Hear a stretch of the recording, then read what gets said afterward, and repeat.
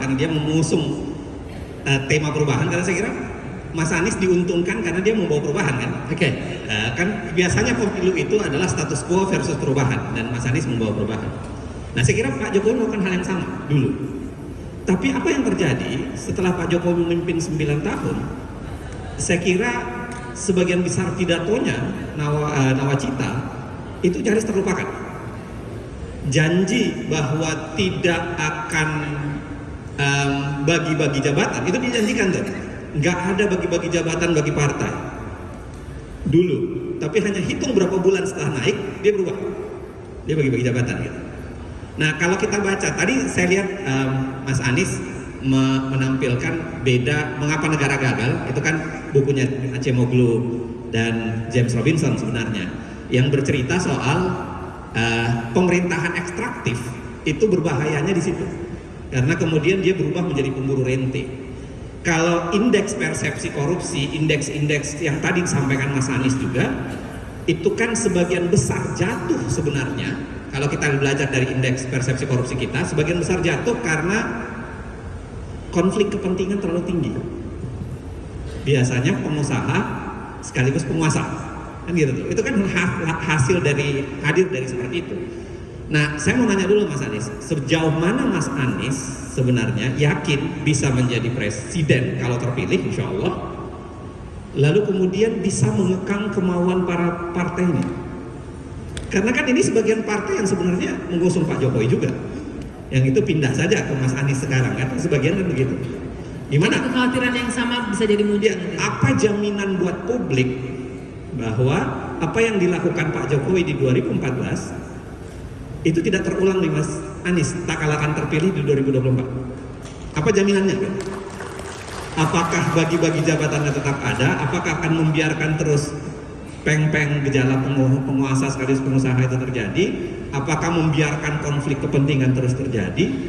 Lalu berhadapan dengan partai yang relatif sama sebenarnya, yang dulu juga menjadi begitu di zaman Pak Jokowi.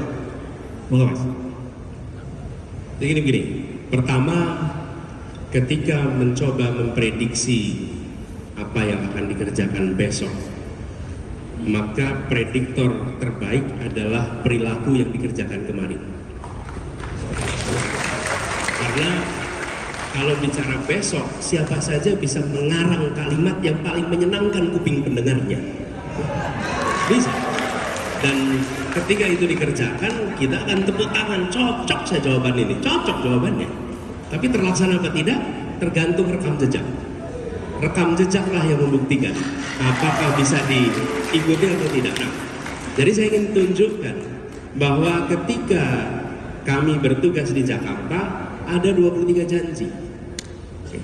Kami eksplisit, ini janji, dan disebutnya bukan program, janji. Lalu janji itu boleh diakses, dilaksanakan apa tidak.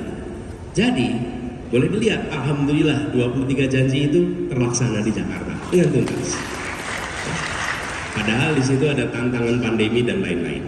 Jadi bahkan ketika kami menandatangani kontrak-kontrak politik di Jakarta, salah satu pertanyaan paling sering ditanyakan warga Jakarta pada masa kampanye itu, Pak, ini kami tanda tangan kontrak politik, nanti Bapak 2 tahun tahu-tahu pergi dari Jakarta. Karena mereka punya pengalaman, tanda tangan kontrak, lalu yang tanda tangan tidak ada. Nah, malah yang kami kerjakan adalah kami menuntaskan semua kontrak politik yang ditandatangani sebelum kami untuk memastikan rakyat percaya kepada negara. Itu kami kerjakan. Jadi bukan hanya kontrak politik kami, tapi kontrak politik yang sebelumnya itu kami tandatangani ulang dan kami laksanakan.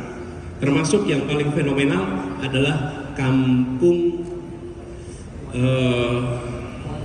di Pelumpang ini, Tanah Merah yang kemarin ada kebakaran. Itu adalah salah satu. Jadi gini Mas Uceng, jadi kami melihat bahwa ke depan apa yang kami janjikan kami takar. Kami tidak mau menjanjikan yang kami tidak bisa lakukan. Kami akan menjanjikan yang kami bisa lakukan.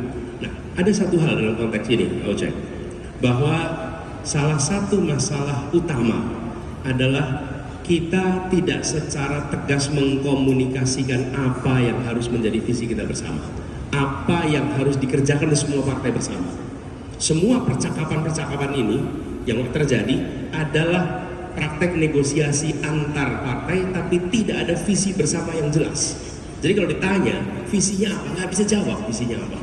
Nah, kami melihat kita menurut hemat kami harus punya kesepakatan bila negara membiarkan praktek seperti ini. Bukan hanya bagi-bagi jabatannya. Bagi-bagi jabatan itu di dalam politik ada pembagian porsinya sesuai dengan kekuatan politiknya. Itu normal. Tapi sama sekali tidak ada KPI apa yang harus dicapai dari setiap penugasan yang diberikan. Tidak ada. Tidak ada. Jadi kalau seseorang ditugaskan jadi Menteri Kumham, tanya apa tugas yang Anda harus capai, apa yang harus Anda tunaikan. Tidak ada. Tanyakan Menteri Pertanian, apa? Tidak ada. Lepas. Jadi ketika pembagian itu terjadi, itu juga yang terjadi waktu Menteri dengan jadi Menteri Pendidikan di awal. Jadi kita, nah ini menurut kami harus dikoreksi, harus ada, dan bahkan nasional sampai daerah. Kalau ada bupati, wali kota peduli tentang kesehatan ibu, ini Pak Ilham boleh cerita nanti. Kenapa? Karena wali kotanya peduli, bukan karena ada guideline dari pusat tentang kesehatan ibu, tentang perlindungan pada ibu. Nah, jadi kalau cek, yang menjadi problem menurut kami tidak ada kejelasan arah yang benar pegangan semua. Lalu yang kedua, ada satu aspek yang ini reformnya nggak akan sederhana, yaitu pembiayaan politik. Karena pembiayaan partai politik, pembiayaan kampanye yang selama ini terjadi tidak pernah dikerjakan secara institusional. Kita sudah melakukan reform elektoral, kita reform hubungan pusat daerah, kita melakukan reform terkait dengan antar lembaga-lembaga tinggi negara. Tetapi reform soal pembiayaan politik ini belum. Dan ini yang kemudian menjadi salah satu hulu persoalan mengapa terjadi praktek korupsi dan mengapa terjadi transaksi yang membuat kekuasaan tidak dijalankan untuk tujuan kepentingan publik tapi kepentingan mikro lainnya. Nah, kami ingin memasukkan itu menjadi bagian dari reform yang dikerjakan. Secara spesifik Mas, bicara soal konflik kepentingan. Tadi kan Mas Anies menyinggung soal mengapa negara gagal dan negara ekstraktif. Itu kan karena negaranya sering berubah menjadi pemburu rente. Secara spesifik, untuk menghilangkan para penguasa dan pengusaha yang dijamak pada satu person itu, Mas Anies akan ngapain? Maksudnya gimana? Jadi kan sekarang seringkali pengusaha itu sekaligus penguasa. Oh iya. Dan itu kan yang membuat kebijakan publik seringkali tidak menguntungkan publik, tapi menguntungkan dunia usahanya. Itu yang disebut oleh Cemoglu yang tadi Mas Anies sebut sebagai pemerintahan pemburu rente. Nah, untuk nanganin yang itu kan butuh effort yang tidak sederhana sebenarnya. Mas Anies? Saya melihat begini, perencanaan pembangunan, perencanaan tentang orientasi pembangunan ke depan itu harus mengedepankan teknokrasi. Itu nomor satu. Jadi kedepankan teknokrasi. Dalam pelaksanaannya pasar akan terlibat, tapi jangan dibalik. Jangan dibalik di mana pasar yang memiliki usulan pembangunan, lalu teknokrasi mencari pembenarannya untuk dilaksanakan. Ini yang sering terjadi. Oke? Bagaimana kemudian ketika kita menyaksikan ada pelaku usaha sekaligus juga menjadi pengambil kebijakan, maka di situ harus ada keterbukaan yang total tentang proses pengambilan keputusan. Proses pengambilan keputusan yang transparan adalah pengawal siapapun pengelolanya. Bila ada transparansi atas pengambilan keputusan, maka kita akan bisa mengawal. Bila tidak ada transparansi, maka mudah sekali menyembunyikan konflik kepentingan. Nah, keterbukaan proses ini, saya beri contoh, PSN misalnya. PSN ini prosesnya harus transparan dalam arti yang sesungguhnya, di mana publik bisa melihat ada debat, ruang debat untuk publik, ruang keterlibatan publik, sampai sesuatu ditetapkan sebagai sebuah program PSN. Ini contoh, apabila tidak ada transparansi, mau pengusaha atau tidak, di situ rentan untuk terjadinya konflik kepentingan. Gitu. Oke, Mas Anies begini, kalau kita lihat perjalanan negara Indonesia sampai sekarang, tadi Mas Anies menggambarkan mulai dari tahun 28 sampai kemudian harapannya 2045. Tapi kan terjadi bias, terjadi pergeseran sebenarnya di antara tahun itu sampai sekarang gitu.